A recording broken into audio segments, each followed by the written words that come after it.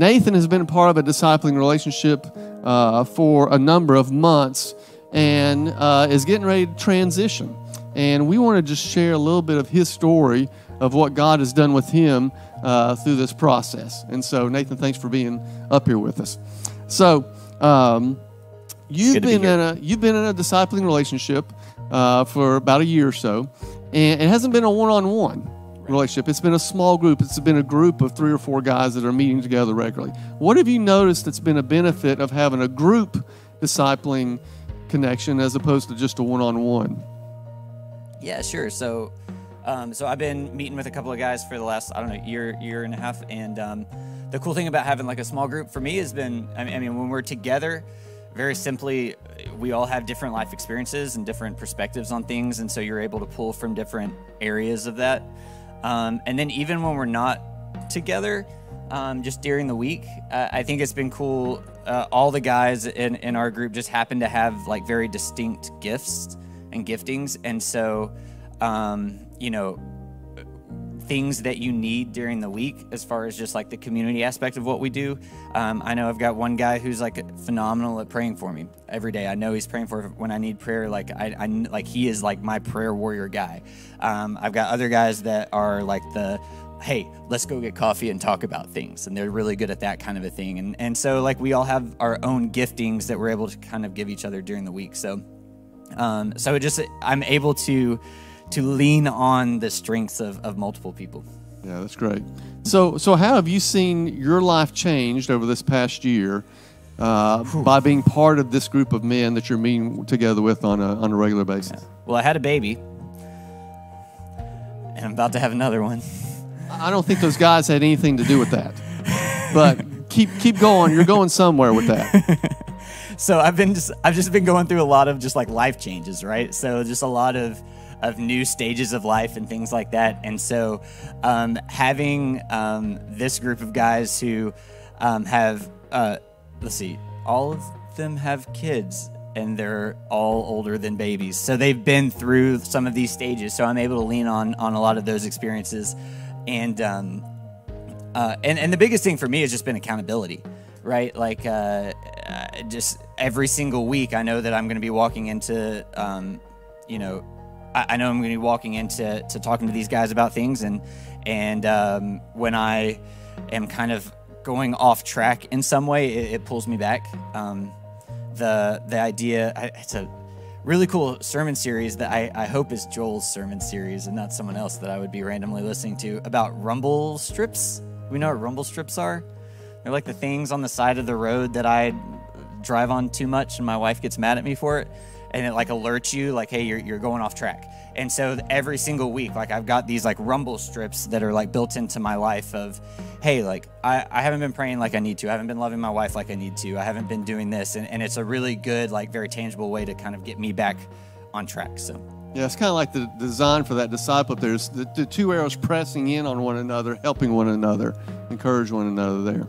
So besides that, how it's challenged you and things like that, you're now thinking about kind of beginning to disciple someone else or a group of people on your own. You're thinking about making that transition, what that's going to look like over the next few months. What's that process looking like for you? Yeah, I'm working on it. So I've been in talks with a couple of guys about trying to replicate what we've been doing, and just I think the biggest thing is just trying to increase that level of community. So to find some other guys who want to kind of walk in that deeper relationship and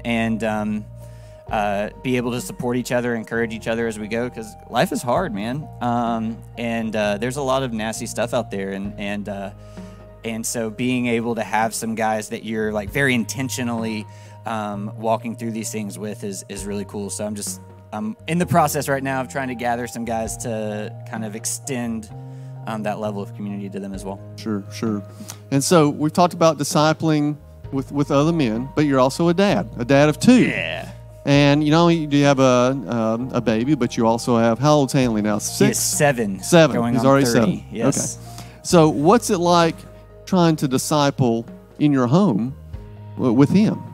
Tell us about that as a dad. What's that been like to try to pass your faith on to him? It's so easy. So easy, right? It's so right. easy when you're good at it. Yeah. That's why we had you on stage. This is facetious. Man, I think one of the big things I've learned just doing this discipleship group in general has been there's layers to it.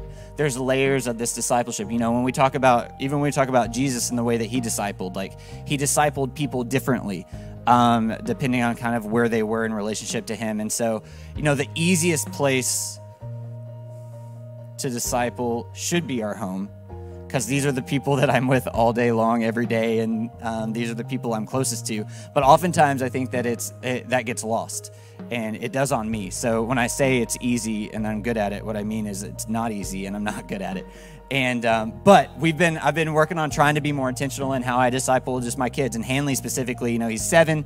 He is like one of the smartest 7-year-olds I've ever met, which is awesome, but also a little bit intimidating. And so we've just been trying to do some basic things with him. I found a really cool, like little, like kind of like a kid's Bible story podcast thing that we've been listening to on the mornings when we go to school. So that's kind of our rhythm, is when we go to school, we listen to a little thing. And then when we get to school, we'll just kind of talk about it, and I'll ask the questions. He'll usually ask better questions than me. And that's been like a really cool little rhythm that we've been able to implement. And then, as far as like prayer has been another thing that I really struggle with. So I'm really trying to make him better at it than me so he can pray for me.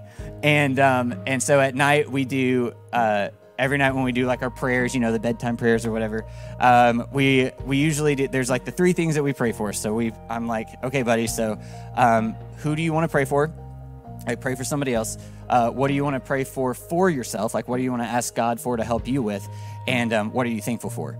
And so every night we'll do that. And it's really sweet. Like he'll pray for like his little friends, or sometimes he'll pray for like Joel, and he really like Kyle. And he usually doesn't pray for Andy, but that's because he knows you don't need it. I'll work on him. He tells me, he's like, I want to pray for Andy. And I'm like, he doesn't need it. He's great. He's fine.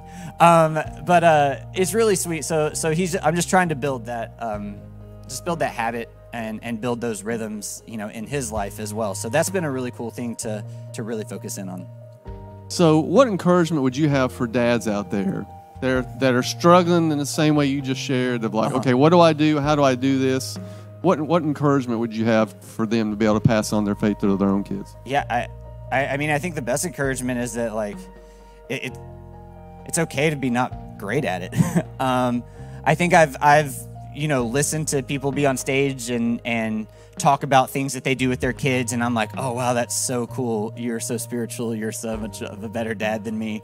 And I think, because when I start to think about the way that it looks in my home, it's not always very pretty. When we're driving to school in the mornings, Hanley sometimes would rather play his iPad. And I'm like, no, you can't play your iPad. We have to talk about Jesus. And he's like, ah. And then it's like a fight. And that's not good. And that's not pretty. And that's not, you know, sparkly. Or at night, like, I'm tired and I don't want to go to your room and do prayers. I just want to get you in the bed and go to bed. And so, like, the reality is, like, it's a struggle. And some days are better than others. And so I guess the biggest encouragement is just try, right? So like if you're a dad, that's one of the coolest, you know, most important responsibilities that God gives you is to disciple your kids. And if you're even if you're a grandparent, I just went to my grandfather's 80th birthday yesterday that we celebrated, and we were writing like little memories and life lessons, and I just sat down and I was overwhelmed, because I was like, man, I could sit here and write for days about things that my grandfather has meant to me and taught me. So even if you're a grandparent, like, you still have an opportunity to disciple, you know, your grandkids. And I think that's a very important responsibility that God gives us. So just try, and you know, if it's icky sometimes and you mess up sometimes, try again tomorrow. And that's been the mantra for me.